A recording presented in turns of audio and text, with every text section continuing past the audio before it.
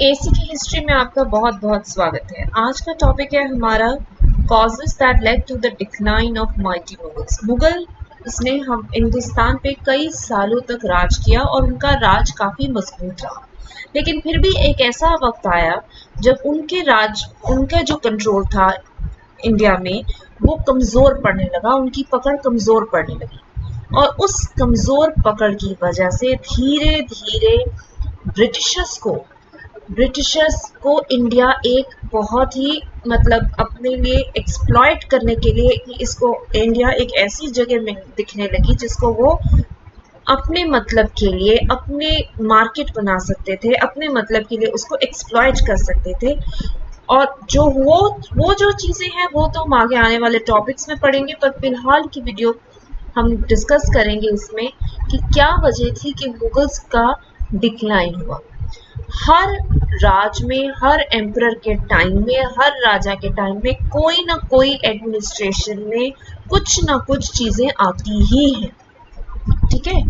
लेकिन इसका मतलब ये नहीं होता कि उसका पूरा राजपाट ही हिल जाए या उसका पूरा राजशाही ही खत्म हो जाए, ठीक है, ऐसा नहीं होता है।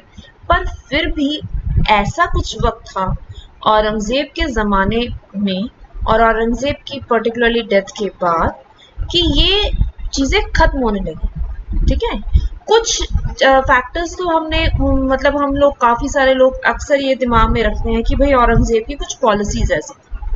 तो पॉलिसीज औरंगजेब की बेशक ऐसी थी, लेकिन जो समस्याएं थी, जो परेशानियां उस वक्त उठ के आ रही थी, वो कोई नई नहीं थी, ठीक है। वो ज्यादा नई नहीं थी, कुछ थोड़ी बहुत अलग हो सकती है, पर कुछ ऐसी नहीं थी कि आप उनको डील न कर सके।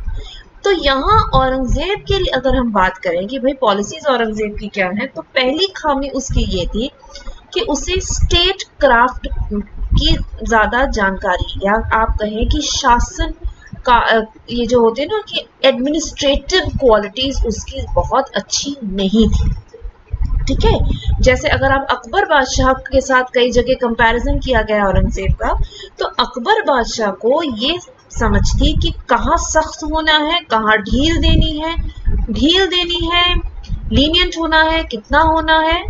वो चीज थोड़ी सी औरंगजेब में कमी रखती थी। एक बेसिक बात तो ये है। उसके अलावा हाँ, पहली जो हमारा जो पॉलिसी है, जैसे पॉलिसीज ऑफ औरंगजेब, जैसे मैंने पहला ही फैक्टर लिया है जिसकी वजह से मुगल्स जो है उनका जो रूल है थोड़ा वीक होने लगा। उनमें से देखिए कुछ तो डेक्कन कैंपेन्स है। देखो डेक्कन कैंपेन्स में क्या हुआ था कि ये आप जो देख रहे हैं ना, अहमदनगर, बीजापुर और गोलकोंडा, ठीक है, ये जो है एरिया, मैं एक मिनट जरा पेन का कलर बदल लूं। ये जो तीन हैं डेक्कन प्रोविंसेस, ये जो थे ये अकबर के ज़माने से ही मुगलों के लिए बहुत इंपॉर्टेंट थे। क्यों इंपॉर्टेंट थे? क्योंकि जब अकबर ने गुजरात के इलाके को अपने कब्जे में किया, जब अपने कंट्रोल में किया, तो ये पोर्ट एरिया सुरक्षित रखने के लिए बहुत ज़रूरी था कि डेक्कन के इन इलाकों पे कंट्रोल हो, ताकि यहाँ पे इनके पोर्ट्स को सुरक्षा मिल सके। अब ये क्यों ज़रूरी था? गुजरात से जितने रिबेल्स थे वो यहाँ आ गए थे, ठीक है, यहाँ पे डेक्कन में आ गए थे। और औरंगजेब के ज़माने की अगर वक्त की बात करें, तो मराठास जो थे, मराठास की जो पावर इंक्रीज हो रही थी वो उस तरीके से, तो उसको कंट्रोल करने के लिए या उसके ऊपर एक चेक रखने के लिए भी ये तीनों इलाके अपने कंट्रोल में लेने बहुत ज़रूरी थे। हालांकि अहमदनगर जो था वो शाहजहां के टाइम पे मुगलों के कंट्रोल में आ चुका था, लेकिन गोलकोंडा और बीजापुर अभी भी बाकी थे, जिन्हें औरंगजेब ने अल्टीमेटली अपने कंट्रोल में तो किया, लेकिन अपनी राजधानी से दूर रहना पड़ा। और राजधानी से किसी भी एम्परर का या किसी भी राजा का दूर रहने का मतलब होता है एडमिनिस्ट्रेशन में या डिसिप्लिन में थोड़ी सी ढील आ जाना, ठीक है। और वो जो ढील थी कि भाई राजा तो है नहीं, जब आपके ऊपर कोई चेक नहीं होता है, जब ऑफिशियल्स के ऊपर कोई चेक नहीं रहता है, एम्परर दूर है, तो जाहिर सी बात है इतनी ढिलाई आ जाएगी कि वो इफेक्ट करेगा आपके बाकी जो है, कैपिटल से दूर रहने से एडमिनिस्ट्रेशन पे बड़ा असर पड़ेगा। और औरंगजेब को तकरीबन 30 साल गुजारने पड़े कैपिटल से दूर, दक्कन में बीजापुर और गोलकोंडा को अपने कब्जे में करने के लिए। हालांकि ये भी एक तरीके से बहुत ज्यादा फायदेमंद साबित नहीं हुआ, क्योंकि मराठास और मुगल्स के बीच में अगर कोई दीवार थी स्ट्रॉन्ग तो वो थे ये डेक्कन किंगडम्स। अब ये डेक्कन किंगडम्स, ये जो इनके रूलर्स थे बीजापुर गोलकोंडा, ये तो शुरू से ही मुगलों के खिलाफ थे। इस लड़ाई में खूब सारे सोल्जर्स, खूब सारा पैसा, खूब सारा मतलब वक्त एम्परर का गया, जाया हुआ। और ये भी हुआ कि औरंगजेब को, बल्कि जो ऑफिसर्स थे गोलकोंडा और बीजापुर में, मतलब कहीं उनको अपनी तरफ लाने के लिए कई ऑफिसर्स को या गवर्नमेंट ऑफिशियल्स को या नोबल्स को कहिए, उनको ये कहना पड़ा कि भाई मैं आपको जागीरें दूंगा, आप बस हमारी तरफ आ जाइए, आप मुगलों की तरफ हो जाइए, आप हमारी तरफ से रहें। ठीक है, उनको अपने पक्ष में करने के लिए आप कह सकते हैं कई जागीरों की उनको वादा किया गया। अब जागीर क्या होती है ये मैं आपको आगे वाले पॉइंट्स में अच्छे से समझाऊंगी, बट इसका इम्पैक्ट क्या था हुआ था ये समझ लीजिए। जागीर देने का ये जो वादा किया गया था और ऑफिसर्स को या नोबल्स को या मिनिस्टर्स को कि आप बस हमारे पक्ष में आ जाइए और हमारे जो अपोनेंट्स हैं, दक्कनी राज हैं, इनसे अलग हो जाइए, इनको ना फेवर करें। इस वजह से भी जो फाइनेंसेस हैं, जो पैसा है एम्पायर का, जो कंट्री मतलब मुगल्स की जो स्टेट ट्रेजरी है, जो राजकोष है, उस पे बड़ा प्रभाव पड़ा, काफी नुकसान हुआ पैसे का। ठीक है, पहला फैक्टर तो ये हुआ। दूसरा, रिलीजियस पॉलिसीज। अब रिलीजियस पॉलिसीज में देखिए, एक तो हम ये जानते हैं कि कई सारे टेम्पल्स को तोड़ा गया था, काफी सारे, जैसे बहुत पुराने पुराने भी जो टेम्पल्स थे ना, जैसे जोधपुर में, उदयपुर में, उनको तोड़ा गया। अब जोधपुर और उदयकामपुर का मतलब होता है ये रजवाड़ा, ये राजपूतों का इलाका। अब वहां पे इस तरह से करना राजपूतों को कुछ नाराज कर सकता था, जो कि हुए भी। As a governor of Gujarat कई सारे मंदिरों को इन्होंने तोड़ा, जिसमें सोमनाथ भी था, एक मंदिर है। और हुआ क्या, जब औरंगजेब गद्दी पे बैठा, ठीक है, तब उसको जब पता चला कि भाई कई सारे मंदिर इंक्लूडिंग सोमनाथ गुजरात में फिर से वहां पे मूर्ति पूजन और शुरू हो चुका है, तो उसने दोबारा ऑर्डर दिया कि इन मंदिरों को तोड़ो। अब ये जो बार बार आप मंदिरों को तोड़ रहे हैं, ये कहीं ना कहीं हिंदुओं को अगेंस्ट कर रहा था, तो ये रिलीजियस पॉलिसी थी। ठीक है, और फिर कुछ टेम्पल्स थे जैसे विश्वनाथ बनारस में और केशव राय मथुरा में, तो ये भी दोबारा मतलब जैसे ये भी ना डिस्ट्रॉय करके इनकी जगह मॉस्क इरेक्ट की गई। तो ये जो धीरे धीरे जो पॉलिसीज आ रही थी, इससे फिर उसके बाद एक जिजिया करके एक टैक्स होता था जो कि नॉन मुस्लिम्स पर वो दिया जाता था, ताकि उनका जो मुस्लिम रूलर है वो अपने नॉन मुस्लिम प्रजा को प्रोटेक्ट कर सके। उनको जो प्रोटेक्शन प्रोवाइड करता है उसके लिए जो टैक्स उनको देना पड़ता था वो जिजिया था, जिसको हिंदुओं ने को काफी मतलब जिसको हिंदू काफी इसके अगेंस्ट थे। मतलब वो कहते थे कि it's a mark of discrimination, ये तो भेदभाव की सबसे बड़ा प्रतीक है जिजिया। ठीक है, तो ऐसी ऐसी पॉलिसी। अब देखो ऐसा है कि कुछ पॉलिसीज और जो कई बार ना जैसे तरीका होता था उनको इम्प्लीमेंट करने का, वो थोड़ा सा हार्श हो जाता था, इस वजह से औरंगजेब थोड़े बदनाम ज्यादा हुए। फिर उसके बाद 1675 में गुरु तेग बहादुर जी को अरेस्ट करके उनको बिहेड किया गया। ठीक है, क्यों किया गया, क्योंकि सिखिज्म जो सिख गुरु थे उनकी पावर बढ़ रही, उनकी मतलब उनका इन्फ्लुएंस लोगों पे, आम जनता पे बढ़ रहा था, कई लोग उनकी तरफ आकर्षित हो रहे थे, सिखिज्म का प्रभाव पड़ रहा था, कई लोग सिखिज्म को अपना रहे थे, सिख धर्म को अपना रहे थे। तो वो एक धीरे धीरे जो था ना, मतलब उस वक्त क्योंकि गुरु तेग बहादुर जी का प्रभाव था, तो उनको अरेस्ट करके उनके मतलब उनका सर धड़ से अलग कर दिया गया, उनको बिहेड कर दिया गया। तो ये जो दिल्ली में चांदनी चौक में शीशगंज गुरुद्वारा साहिब है, ये उसी जगह बना है जहां गुरुदेव जी का सर काटा गया था। ठीक है, अपना एम्परर के औरंगजेब के ऑर्डर पे। तो ये कुछ इस तरीके की रिलीजियस पॉलिसीज थी जिन्होंने काफी नाराज किया लोगों को। और हाँ, हम इसमें ये देखते हैं कि देखो ऐसा नहीं है कि इससे पहले कोई मुगल रूलर सख्त नहीं थे। ठीक है, डेफिनेटली जब भी कोई रूलर रूल करेगा तो वो अपनी पावर को, अपनी पोजीशन को स्ट्रॉन्ग करने के लिए सामने वाले के साथ कई प्रकार के, आप कह सकते हैं, मतलब जो पनिशमेंट्स हैं, हार्श पनिशमेंट्स दे सकता है। लेकिन क्या होता था कि औरंगजेब से पहले के जो रूलर्स हैं उनको माना जाता है अगर वो कहीं सख्त थे तो वो कहीं नर्म भी थे। औरंगजेब की इस तरीके की इमेज नहीं बन पाई।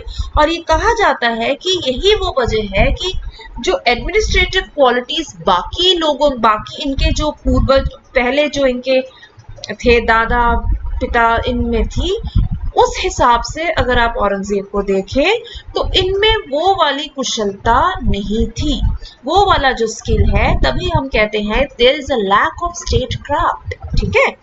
मुगल्स, अच्छा सेकंड पॉइंट क्या है, Mughals didn't have any rule of succession. अब इसका मतलब ये है कि मुगलों में ये रूल नहीं था कि अगर मान लीजिए एक एम्परर खत्म हो जाते हैं, उनकी डेथ हो जाती है, तो उसके बाद उनका बड़ा बेटा या उनका एक पर्टिकुलर बेटा राजा बनेगा, ये पहले से डिसाइडेड नहीं होता था। होता ये था कि अगर एम्परर की अनफॉर्चुनेटली डेथ हो जाती है या नेचुरल या किसी भी वजह से डेथ हो जाती है, तो उसके बाद एम्परर के जितने भी बेटे हैं उनकी आपस में होगी लड़ाई। और उस लड़ाई में, जिसमें मतलब सिविल वॉर कह लीजिए, मतलब जैसे मान लीजिए औरंगजेब के बेटे हैं, ठीक है, वो आपस में लड़ रहे हैं, जो उनमें से जीतेगा वही रूलर बनेगा। कि मतलब बेसिकली ये होता था कि आपस में प्रिंस जो है या आपस में ये जो कुमार जो है, जो इनके बच्चे मतलब इनके वारिस कौन होगा, सच्चा वारिस कौन होगा, वो आपस में लड़के जो जीतेगा भाई वो वारिस बन के आ जाएगा। उस चक्कर में होता ये था, कई सारे जो आपकी नोबिलिटी थी, मिनिस्टर्स थे, वो प्रिंसेस में बढ़ जाएगी। ठीक है, जैसे औरंगजेब के बच्चे हैं उनमें बढ़ जाएगी, मतलब एक प्रिंस है, दो प्रिंस, दूसरा प्रिंस है, ये आपस में, तीसरा प्रिंस है, ये आपस में लड़ेंगे, फिर जो सक्सेसफुल होगा वो राजा बनेगा। अब इतने में होता ये था कि जितनी देर तक ये सिविल वॉर रहेगा उसमें आप ही के जो सैनिक है, मतलब वो मुगल सैनिक ही है ना जो आपस में बेसिकली लड़ रहे हैं, वो मारे जाएंगे, उनका नुकसान होगा, पैसे, जब भी वॉर होगी, किसी भी तरह की वॉर होगी, पैसे का नुकसान होगा, ट्रेजरी पे, जो आपकी रॉयल ट्रेजरी है उस पे असर पड़ेगा। तो ये भी एक फैक्टर था जो बहुत ज्यादा देखा गया। अब शाहजहां ने जैसे अपने पहले से ही बोल दिया था कि मैं अपने बड़े बेटे दारा शुको को राजा बनाऊंगा। ठीक है, अकबर के बाद ऑलरेडी जहांगीर का डिसाइडेड था, जहांगीर के बाद शाहजहां को आराम से जैसे आए हैं। लेकिन जब शाहजहां के जैसे बेटे हैं तो शाहजहां ने जैसे पहले ही कह दिया कि दारा शुको मेरा वारिस होगा। लेकिन फिर भी हम देखते हैं कि भाइयों में लड़ाई हुई और औरंगजेब ने अपने बाकी भाइयों को हटाकर अपना अपना कहते हैं ना, अपना रूल, अपना राज स्थापित किया, अपना जो है ना, अपने आप को एम्परर बनाया। तो उस सारे चक्कर में क्या होता है कि आप आपस में ही तो लड़ रहे हैं, है ना, तो उसमें काफी नुकसान होता है। उसके बाद औरंगजेब के जो सक्सेसेस थे, मैं पॉइंट 3 की बात कर रही हूँ, वो बहुत ही इनएफिशिएंट थे। कैसे, अब औरंगजेब के बाद तो बहादुर शाह आए। जब तक उनको समझ आया कि empire, Bahadur Shah was a good emperor, वो अच्छे थे, लेकिन जब तक एग्जैक्टली उनको समझ आया कि कैसे ये प्रॉब्लम्स ठीक से सॉल्व हो जाएंगी, कुछ टाइम लगता है ना जब आप एम्परर बनते हैं तो परेशानियों को समझने में, किसी भी चीज का सही तरीके से समाधान करने में, ठीक है, थोड़ा टाइम लगता है ना। तो जब तक उनको समझ आया, अनफॉर्चुनेटली उनकी डेथ हो गई। अब उनके बाद जो भी आए, जैसे रूलर्स आए, ठीक है, जहांदर शाह, फारूक सियार, मोहम्मद शाह, ये सारे कोई बहुत ही ना, बहुत टैलेंटेड लोग नहीं थे। और ये लोग इसी वजह से आए थे कि इनको सपोर्ट करने वाले जो थे वो बड़े स्ट्रॉन्ग या बड़े पावरफुल उस टाइम के मिनिस्टर्स हुआ करते थे। ठीक है, इनके जो मिनिस्टर्स थे वो पावरफुल थे, या जिन नोबल्स ने या जिन गवर्नमेंट ऑफिशियल्स ने इनको सपोर्ट किया वो बहुत पावरफुल थे, इसलिए वो रूल में आए। अदरवाइज एम्परर वाली आप कह सकते हो क्वालिटीज ही नहीं थी। तो इसीलिए वीक और इनएफिशिएंट सक्सेसर्स थे औरंगजेब के। मतलब उनको इस बात से कोई मतलब नहीं कि क्या चल रहा है एम्पायर में, कोई परेशानी है या कहीं से कोई हमें कोई खतरा है, कोई हमारे मुगल्स पे अटैक कर सकता है, कुछ हो सकता है। अब नादिर शाह ने, जो एक पर्शियन रूलर था, जो ईरान जो है, जब उसने अटैक किया, ठीक है, उसने लिटरली एम्परर मोहम्मद शाह को प्रिजनर बना लिया। 70 करोड़ रुपए हिंदुस्तान से लूट के गया वो। शाहजहां का जो पीकॉक थ्रोन था कोहिनूर हीरा था वो लूट के ले गया, और इतनी रकम जब वो लूट के ले गया तो कहा जाता है 3 साल तक उसने अपने इलाके में टैक्स नहीं लगाया, वो इतना पैसा लूट के गया हिंदुस्तान से। और यहाँ चीजें नहीं रुकी। 1739 में जो नादिर शाह का इन्वेजन था, जो कि बहुत बुरी तरह से आज भी हिंदुस्तान की हिस्ट्री में याद रखा जाता है, इसके बाद नादिर शाह का ही जो एक तरीके से एक बड़ा काबिल जनरल था अहमद शाह अब्दाली, वो इंडिया कई दफा आया, लूट के यहाँ से कई बार पैसे लेके, मतलब काफी ज्यादा नुकसान करके हिंदुस्तान का लेके करके गया। और इनफैक्ट हम ये भी जानते हैं हिस्ट्री में कि 1761 में मराठास को थर्ड बैटल ऑफ पानीपत में अब्दाली ने हराया। अब्दाली ने हिंदुस्तान आके खुद नहीं रूल किया, ठीक है, खुद नहीं रूल किया या खुद को ही रुका नहीं, बस यहाँ से लूट के ले गया।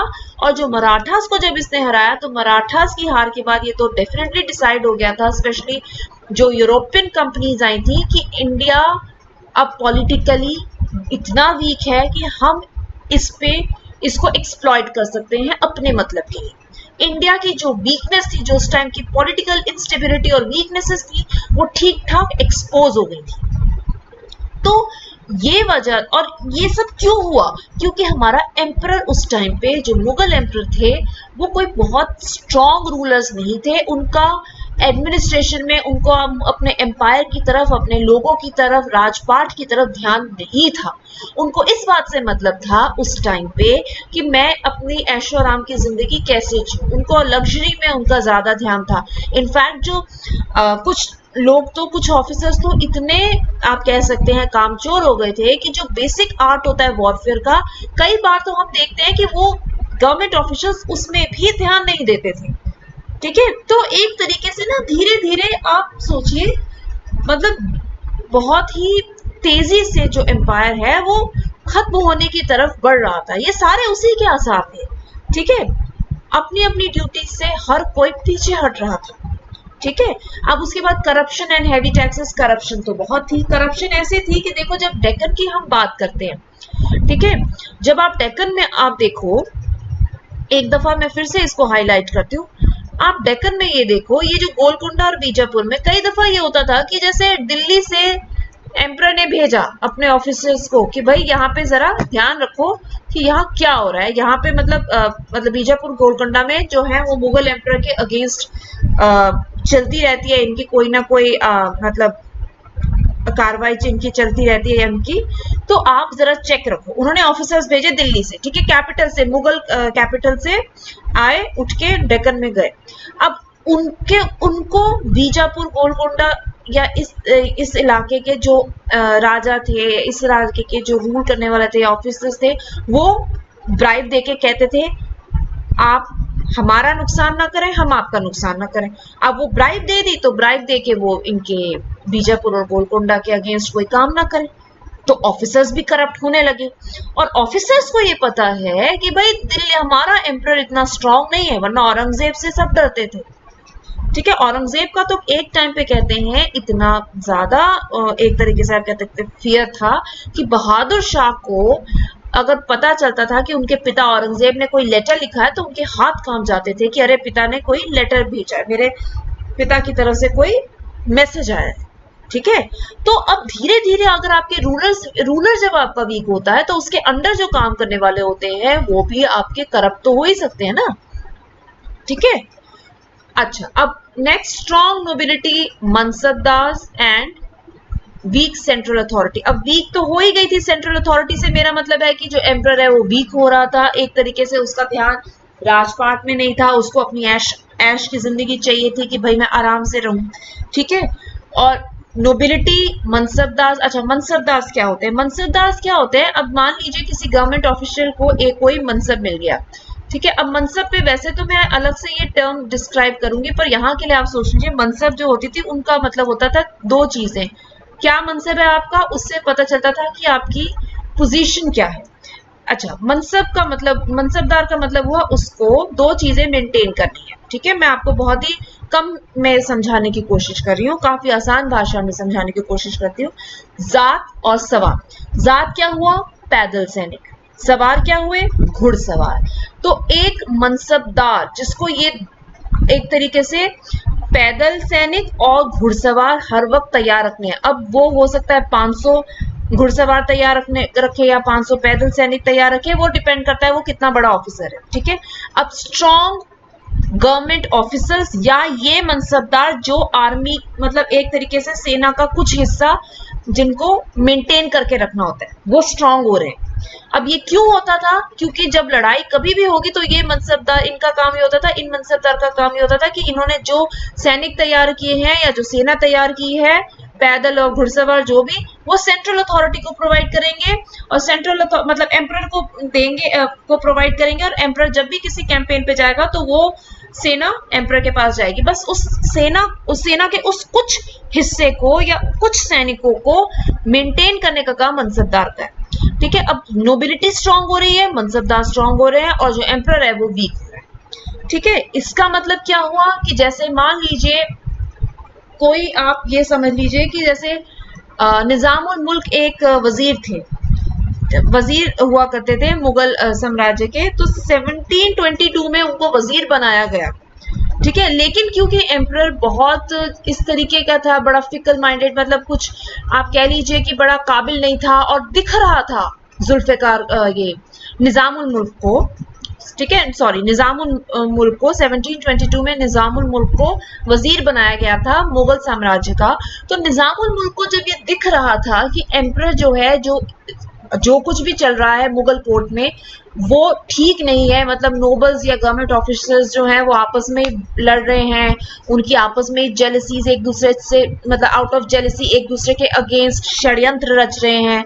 तो इस तरीके की जो अजीब सी पॉलिटिक्स हो रही है उससे एम्पायर खत्म ही होगा। तो निजामुल मुल्क जैसे कुछ स्ट्रॉन्ग नोबल क्या, वो तो वजीर के उसमें हैसियत में थे, उन्होंने 1724 में दिल्ली छोड़कर साउथ की तरफ हैदराबाद अपनी एक स्टेट बना ली। ठीक है, अपनी एक इंडिपेंडेंट स्टेट बना ली, मैप में यहाँ नहीं है बट मैं आपको बता देती हूँ, एक अपनी इंडिपेंडेंट स्टेट बना ली उन्होंने और एम्पायर से, मतलब एक तरीके से मुगल एम्पायर से अपने आप को बेसिकली अलग कर लिया कि ये तो कभी भी खत्म हो ही जाएगा। ठीक है, तो ये थी एक इंडिकेशन स्ट्रॉन्ग नोबिलिटी की। और सिर्फ निजामुल मुल्क ही ऐसे नहीं थे जिन्होंने हैदराबाद को कार्व आउट किया एज एन इंडिपेंडेंट स्टेट। ठीक है, ऐसे कई स्टेट्स थी, बंगाल निकल के आया, अवध निकल के आया। और इनिशियली क्या होता था, ये लोग या ये नोबल्स जो थे वो ये नहीं कहते थे कि भाई अच्छा ठीक है मुगल्स अलग हो गए हम अलग हो गए, नहीं, इनिशियली ये होता था कि ये एक तरीके से रिकॉग्नाइज करते थे मुगल रूलर को, पर धीरे धीरे ये बिल्कुल ही जैसे इनिशियली सेमी इंडिपेंडेंट थे पर धीरे धीरे आप कह सकते हैं इंडिपेंडेंट प्रिंसिपल मतलब स्टेट्स ये बन गई थी। ठीक है, अच्छा अगला आपसे मैं कहूंगी बात, अच्छा मनसबदार मैं आपको अभी समझा चुकी हूँ, मनसबदार का राइस। ठीक है, मनसबदार बहुत स्ट्रांग होने लग गए थे। और जागीरदारी क्राइसिस, देखो जागीरदारी क्राइसिस में ही ये पॉइंट्स हैं बेसिकली कि मनसबदार काफी स्ट्रांग होने लगे थे। Financial strain due to Deccan wars and difficulty in getting jagirs, ये मैं अभी आपको बता देती हूँ। Influx of large number of Deccani nobles, जब मैंने आपको ये बताया कि दक्कनी नोबल्स को एम्परर अपनी तरफ ये कह के, स्पेशली औरंगजेब की मैं बात कर रही हूँ, औरंगजेब ने ये किया था, दक्कन बहुत मतलब ना डेक्कन किंगडम्स की अगर आप कभी भी हिस्ट्री में देखें तो वो बहुत ना मतलब आप कह सकते हैं काफी परेशान करने वाली चीज रही है किसी भी मुगल एम्परर के लिए। तो औरंगजेब ने एक ये ट्रिक यूज की थी कि डेक्कन के जो गवर्नमेंट ये जो इनके नोबल्स थे उनको कहा था आप हमारी तरफ आ जाओ, हम आपको खूब सारी जागीर देंगे, आपको जागीर देंगे, आपको जागीरदार बना देंगे। जागीर मीन्स एक जमीन का टुकड़ा जिससे आप अपने मतलब अपना रेवेन्यू जैसे होता है ना, जैसे मतलब उससे जो लैंड से जो रेवेन्यू आएगा वो आपको मिलेगा। ठीक है, मतलब जितना आपके लिए होगा वो आपको मिलेगा, बाकी स्टेट को जाता है। तो जागीर हम आपको देंगे या कुछ इस तरीके से, मतलब बहला फुसला के उनको अपनी तरफ करने के लिए। So influx of large number of Deccani nobles, जब इतने सारे डेक्कन के नोबल्स को, गवर्नमेंट ऑफिसर्स को आप अपनी तरफ ले रहे हैं और वादा कर रहे हैं कि हम आपको जागीर देंगे, ठीक है, तो वो भी एक ना एक तरीके से स्ट्रेन होता था आपकी जो रॉयल ट्रेजरी पे या आप कह लीजिए कि राजकोष पे। क्यों स्ट्रेन होता था? राजकोष में इतना पैसा नहीं, तो अब आप उनको पैसा तो नहीं दोगे, तो फिर आप उनको क्या दोगे? जागीर। जागीर क्या है? जमीन का टुकड़ा जहां से रेवेन्यू जनरेट होता है। अब इतने सारे नोबल्स आ गए, इतने सारे, तो आप जागीर उनको देने के लिए जागीर ही नहीं बची। कई दफा ये होता था कि जागीर के लिए, जैसे एक बंदे को जागीरदार बना दिया, भाई तुम्हें हम जागीर देंगे, वो जागीर लेने में ही उसको 4-5 साल लग जाएंगे। उसके बाद फाइनेंशियल स्टेट, मैंने आपको बताया 30 साल औरंगजेब को लग गए बीजापुर गोलकोंडा को कंट्रोल करने में, अपने कंट्रोल में करने के लिए। ठीक है, तो उससे काफी पैसा, काफी स्ट्रेन पड़ा, और ऊपर से दिल्ली से दूर रहने का, यानी कि कैपिटल से दूर रहने से एम्पायर में जो एडमिनिस्ट्रेशन जो था उस पर बड़ा इफेक्ट पड़ा। लोग ढीले हो गए, कहते हैं ना आपके जो जूनियर्स है वो ढीले पड़ जाते हैं, भाई सीनियर तो है नहीं, कहीं भी आप जाओ, तो वो असर पड़ा, एडमिनिस्ट्रेशन पे असर पड़ा।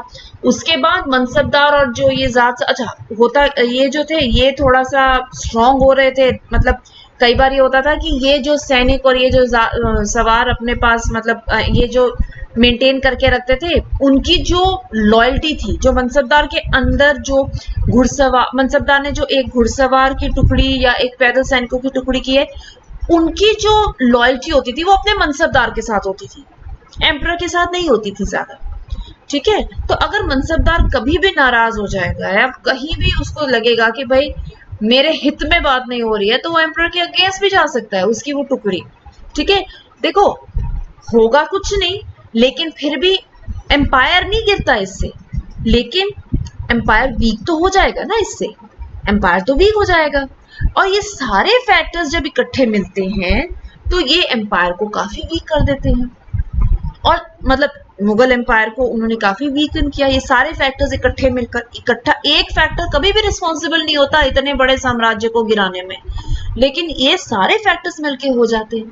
फिर राजपूतों को, जिनको हमेशा से बड़ा संभाल के, जैसे एक तरीके से आप कह लीजिए अकबर का ये था कि राजपूतों को हमने हरा दिया लेकिन इनको दबा नहीं सकते, तो ठीक है इनके साथ मिलके चलो, क्योंकि उस टाइम पे देखो राजपूत ये नहीं कर, राजपूताना का के साथ मैत्री करने का मतलब ये नहीं था कि अगर इनके साथ मित्रता नहीं करेंगे या ठीक से नहीं रहेंगे तो ये हमें हरा देंगे, गिरा देंगे या इंडिया से भगा देंगे। ये था कि हमारा रूल मजबूत होगा और मजबूत होगा। आप एक बड़ी इमारत से एक ईंट हटा दोगे, इमारत को गिरने में इमारत कमजोर हो जाएगी, तो कमजोर नहीं करना।